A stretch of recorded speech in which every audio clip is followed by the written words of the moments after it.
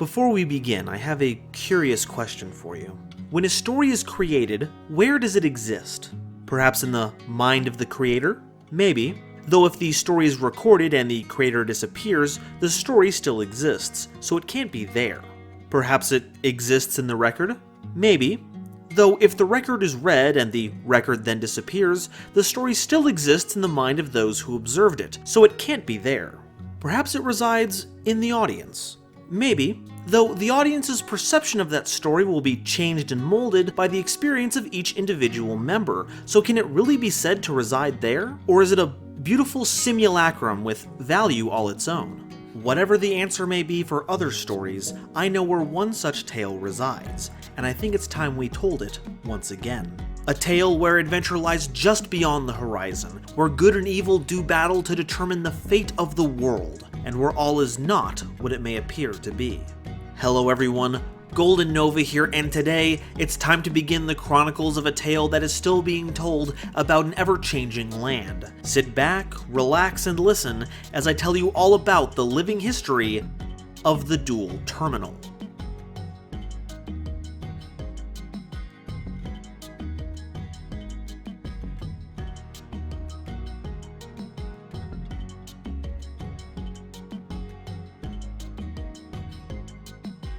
Part 1.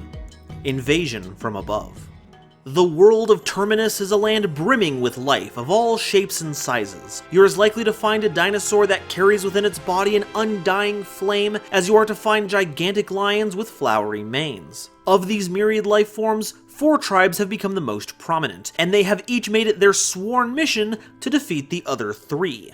Hailing from the ignium sulfur fields are the Flamvel. While they mostly consist of pyrotypes, they also count some dragons amongst their ranks, as well as a beast and a fiend. So it appears that, while there is a certain baseline, the tribe won't turn away any who hold the primordial flame close to their hearts.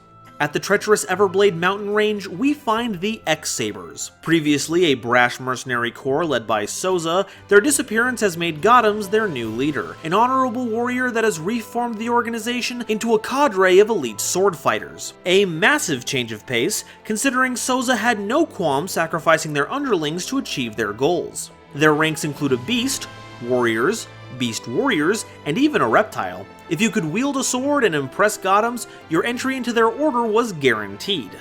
In a natural formation known only as the Mist Valley, a number of residents have mastered a technique known as reading the wind. Their shamans teach that all living things breathe the same air that gives them life, and as people of the Sacred Valley, they can use their breath to connect and communicate with the natural denizens of the valley, counting even the birds among them as their allies. As such, their ranks include spellcasters, winged beasts, and the embodiments of thunder. Lastly, in the Palakti Tundra is a clan devoted to maintaining a prison that houses a world-ending threat, the Order of the Ice Barrier. Legends tell that these dragons were sealed long ago, for if given the chance, they would freeze the world with their icy rage. There are a number of spellcasters in the Order, but you'll also find warriors, aquas, sea serpents, an insect if you just count one of the denizens, and even a spirit from beyond the mortal coil. So dedicated is their conviction to maintaining the barrier. Records do not show how this conflict began, or even for what purpose. Were they set in motion by some outside force, manipulating their actions from afar? Are they fighting for some resource that we are unaware of? Or is it just the nature of these tribes to do battle? Looking at their hierarchies, we can see that not a single diplomat or politician makes up their higher-ranking members, and while I don't mean to imply that such professions only seek to bring about peace, they're certainly in a better position to do so than the military. Flamvel Uruquizas is described as being the leader of a corps that commands squads for scouting, self-defense, and assault. The X-Sabers are exclusively a group of warriors, a profession that is famously trained for combat, not statecraft.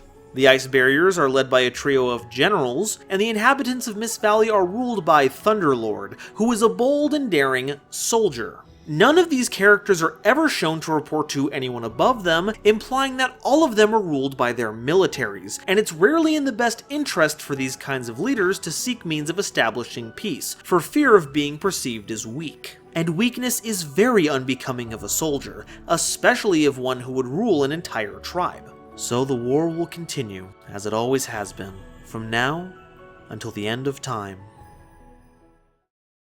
Or rather, it would have continued if it wasn't for the introduction of a force from beyond the stars that would threaten to consume their entire world. One day, a meteorite smashed into Terminus, and what was left behind baffled observers from all tribes. Something hitting the ground at that speed should have shattered into a million pieces, but instead, it was intact, and in a very foreboding shape. A humanoid skull. There were a number of other oddities as well. Only one half of the meteorite seemed to be affected by the atmospheric friction, while the other side was stone cold. But even stranger, the heated side was perpendicular to their impact angle, implying something had rotated it in the lower atmosphere. The heated side was also covered in a number of rocky spines, which slowly melted into a viscous gray goo that pooled inside the impact crater. If the tribes had investigated further, this threat may have been stopped before it even began. But scientists were too valuable of a resource to be wasting their time experimenting on a weird rock that fell from space when the enemy was at their doorstep. Little did they know that the real enemy had already made themselves at home, and things were about to get much, much worse. To call the worms an intergalactic empire would be attributing to them an air of culture and sentience that they simply do not have. While they have taken over a number of worlds across the universe, it has nothing to do with conquest or glory. It's simply about feeding and spreading their species from one solar system to the next, a primal instinct to consume and reproduce. An instinct that in and of itself isn't evil, but their evolutionary path had given them tools that were too powerful and tenacious for any undefended planet to keep in check. But instead of starving themselves out after having stripped their home planet of all its resources, they had developed a way to find new resources. Their dead planet would become a launching point for a seed that could travel through the depths of space, finding new worlds to feed on. However, these vessels couldn't carry their species in their native state. To carry them as they were in their vast numbers, they'd need a vessel that was larger than their host planet could ever hope to launch. But even this was not an obstacle. Much like how the worms could dissolve their physical bodies to combine and mold themselves, as they had done to cover their entire planet, they could also do so to fit an uncountable number of worm cells into a compact meteorite. The drawback was that once they had deconstructed themselves, they couldn't reform in their previous state, as all their genetic memory would be destroyed as part of the process, and they wouldn't be able to reform at all without some kind of outside stimulus, effectively resetting the participating worms to a zero state. But even that was turned into an advantage. After all, each new world would come with its own unique set of obstacles, and their ability to rapidly mutate in response to their environment meant that they could solve just about any problem they faced given enough time, with a reproduction speed that would give them an ample amount of bodies to test these mutations through trial and error to refine them. Once launched into space, the freezing cold would put these cells into hibernation for as long as they needed to be. The worms didn't have any sophisticated technology to target a new planet, but fire enough meteorites and eventually you'll hit something. Upon atmospheric re-entry, the cells would use the heat to reactivate and would consume any local material to begin reconstituting their numbers. So by the time the tribes had noticed the first new worms crawling out of the W Nebula meteorite, it was already too late. The invasion had begun. It wasn't long before the four major tribes declared a ceasefire. The worms didn't, or maybe even couldn't, distinguish between the factions. Everything was just food to them, and they certainly had the numbers to fight on all fronts. However, despite this, none of the tribes were comfortable with joining forces. Standing shoulder to shoulder with your enemy on the battlefield, after all, was a quick way to find a dagger in your back. Besides, this threat would be quelled soon enough. Despite the worms' massive numbers, the Flamvels had no issue with burning their forces to a crisp. The x-sabers cut them down in droves, and the terrain of Mist Valley forced the worms into tightly packed formations, making them easy targets for lightning magic and the odd falling boulder. But none of them had yet to experience the worm's secret weapon, not like the citizens of Palakti had.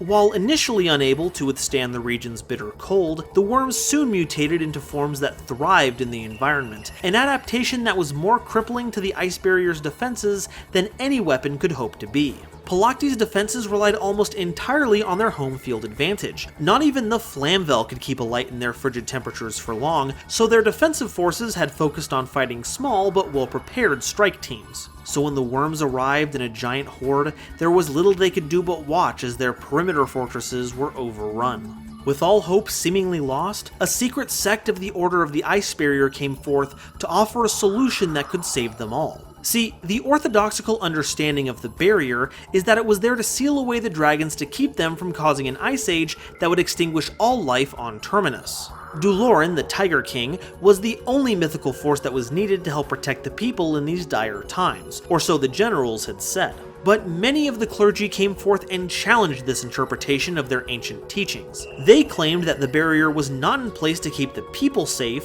but to keep the dragons safe.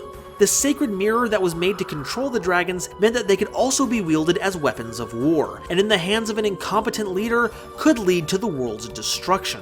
But if ever there was a time for the dragon's power to be used for good, it was now. The generals were firmly against this, convinced of their understanding of the ancient texts, but in the end, they relented to the clergy's demands. Publicly, they continued to denounce the usage of the dragons as a defense measure, worrying for the safety of the people.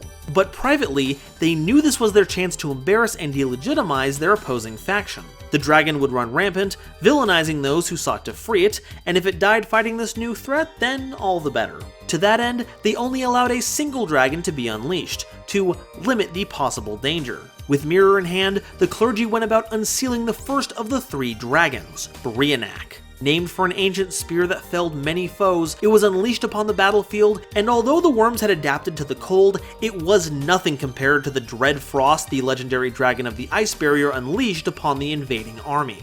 For now, Paulocte was safe, and while not disgraced, the wisdom of the 3 generals had been brought into question, and had been proven to not be as infallible as they had claimed. Moving forward, unleashing more of the dragons as the threat escalated would be an option on the people's minds, and that terrified the generals. They would have to bring this invasion to a swift and decisive conclusion so something like this would never happen again. And so, in desperation, they were the first to offer a hand in solidarity to the other tribes. Not just as a ceasefire, but as a fully fledged alliance.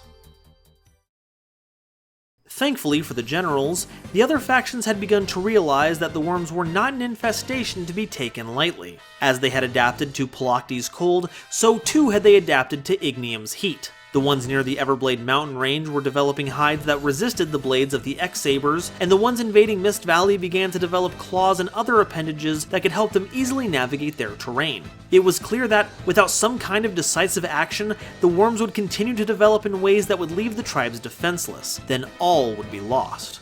And so, with a shaky but necessary peace having been established, a new organization was founded that would pool the knowledge and resources of all the factions together to create new weapons and tactics to fight the worms. An organization dedicated to wiping out the villains who wished to steal their planet from them, an organization known as Justice. The tribes went to work immediately and found that they complemented themselves far more than they could have imagined. The X-sabers had been using the rich mineral deposits of the Everblade mountain range to provide raw material for their gear, but their mining capabilities were too small scale to supply 3 other nations, not to mention their forges wouldn't be able to produce enough worked steel even if they did have the material. However, generations of living in a tundra region had forced the citizens of Paulocte to develop tools for drilling, carving, and otherwise removing large chunks of ice to expand their cities, and to mine their own mountains. In cooperation with the X-sabers, these tools were adapted for use in the Everblades, and while the metal couldn't be prepared at a large scale where it was found, Ignium was essentially a giant furnace. And on top of that, the Fiery Nation was also the most technologically advanced, and were able to produce their anti-worm machines immediately after they had the material to do so. And all of this was transported relatively safely by means of the winged members of Mist Valley. While the worms had found a way to scale sheer cliff faces, they hadn't adapted many forms that could fly, so as long as they used their wings to carry supplies, they wouldn't have to worry about their convoys being intercepted. However, despite their system of sharing and distributing supplies, Justice hadn't begun to truly work together. While their stated aim was to share resources and knowledge, the factions were far more guarded about the latter. While they had jointly discovered that the worms embodied an energy source that wasn't found among any of the tribes on Terminus, knowledge they would try to use to enhance the efficacy of their weapons, their exchange of ideas stopped there, which in turn meant that they just ended up making robots that emulated their own forces. Certainly stronger and more resilient, but did little to take advantage of their newfound knowledge, and thus did not last much longer than the warriors of their respective tribes.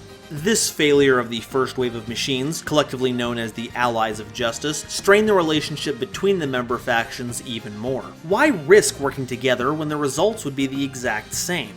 But where many saw a point of contention, others saw opportunity. In a last-ditch effort to prove that unity was the key, some purveyors of the X-Saber's cross-sword style met with some of the shamans of the Mist Valley, and together they drafted plans for a machine that would combine the X-Saber signature style with Mist Valley's lightning magic, and thus Ally of Justice Thunder Armor was born. This new addition was a rousing success. It was strong enough to punch through the scales of many of the worms it encountered, and its lightning blades meant that even targets that were close by couldn't avoid being incinerated by their arcing energy. And with Thunder Armor dominating the field, the other Ally of Justices proved their usefulness. With a strong unit leading the charge, the rest of the machines could focus on routing disorganized enemies. And so with their first major win under their belts, Justice went to work on building their first, truly collaborative project. It had been discovered that the worms had a hive mind. While lacking few commanding units, they still seemed to work in perfect harmony. Even if one of the higher order worms was destroyed, a number of drones could meld into a new one of these higher order worms and continue with coordinating attacks. But this implied that an intelligence was orchestrating the invaders from afar, identifying when a local commander was necessary for smaller scale warfare, and ensuring that these units were provided with one if they had the resources. But if the core of this hive mind could be eliminated, it was theorized that the worms would no longer be able to form a cohesive offensive, and their ranks would crumble. And so, Project Core Destroyer was set into motion.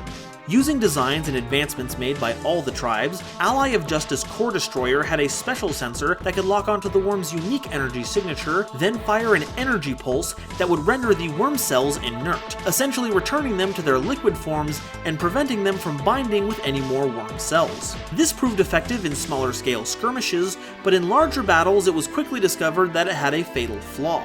The worms had always been tricky combatants, and had a knack for hiding themselves until just the last moment before striking. These tactics hid the worms' energy signatures until it was almost too late, and while Core Destroyer could handle a few worms using this tactic, they couldn't keep up with hundreds. Despite this, Core Destroyer had provided important combat data, so Justice decided to build upon this current model while also implementing a novel solution.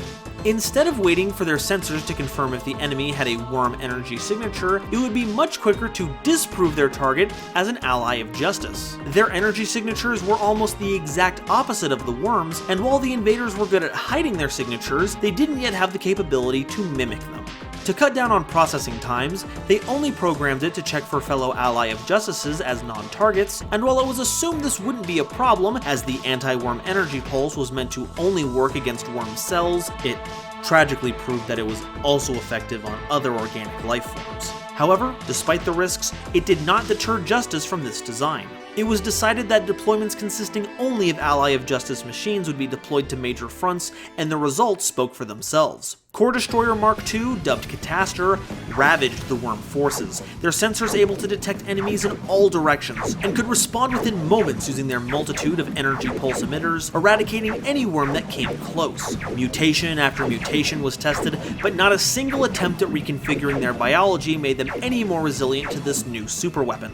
As Catastor neared the home base of the worms, their central intelligence decided that fighting, for the moment, was futile, so ordered that it be moved deeper into the continent, leaving behind a number of higher order worms to cover their retreat. The ensuing battle was savage, and in the end all the higher order worms were dispatched, though Catastor was heavily damaged. When agents of justice arrived to recover Catastor's body, they made an incredible discovery. While the core of the worms had retreated, they had left behind the W Nebula meteorite, and upon examining the material it was made of, found that it was made entirely of inert worm cells, solidified and fashioned to be the vessel of their interplanetary voyage. But unlike the liquid matter that the worms dissolved into after they died, their cells deteriorating rapidly before they could be studied, these cells maintained their original structure, which included the neural connections between those cells that allowed for their hive-mind connection. In essence, they had stumbled upon organic blueprints that, when applied correctly, could increase the computing power of the Ally of Justice, or really any machine, by an enormous factor. The worms were slowly, but surely, evolving to keep pace with the weapons and tactics of the four factions. However, it seems that through teamwork and perseverance, the organization known as Justice was making progress leaps and bounds ahead of what their invaders could keep up with. But despite having reached a new high point in their collaborative war effort, the organization was about to encounter its next big threat to its unity, both from within and below. But that is a story for another time. Thank you all so much for listening to my interpretation of the living history of Duel Terminal. If you enjoyed, it would mean a lot to me if you could share this video with anyone you know who loves Yu-Gi-Oh! And let me know what you thought about it in the comments below. You can also find my Patreon in the description, which will help me make more videos like this more often. Anything you can do to help me in any of these regards would be greatly appreciated. Thank you all so much, and I'll see you next time. Bye-bye.